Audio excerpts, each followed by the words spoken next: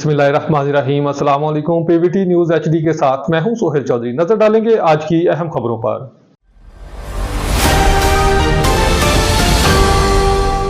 बल्दिया बहावलनगर की नक्शा ब्रांच एक बार फिर संगीन अल्जामात की जद में आ गई, जहां जाली नक्शों, मुबैना इजाफी वसूलियों और मशकूक मंजूरियों पर सवालात उठाए जा रहे हैं। रिपोर्ट कर रहे हैं हारूनाबाद से मलक मुश्ताक अहमद खिलजी। एक रिपोर्ट अली रजा के कहने के मुताबिक तामीराती फाइल जमा कराने के बाद इसे ऐसा नक्शा फराहम किया गया जो सरकारी रिकॉर्ड से मुताबिकत नहीं रखता, जबकि एतराज़ करने पर तामीराती कार्रवाई रोकने का दबाव भी डाला गया।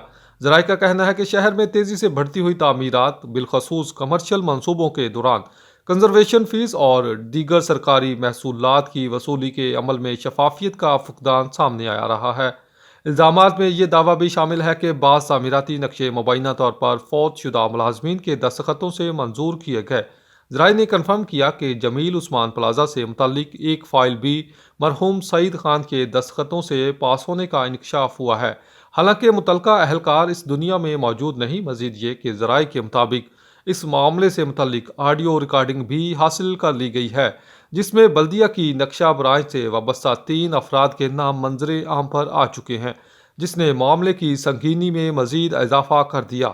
सहाफ़ती हलकों का कहना है कि अगर इस नौयत के दस्तखतों के ज़रिए फ़ाइलें मंजूर हो रही हैं तो ये इनफरादी नहीं बल्कि एक मुनज़्ज़म निज़ामी खराबी की निशानदही करता है, जो बल्दिया में मुमकिन बदअनवानी के वसी नेटवर्क की तरफ इशारा कर रहा है।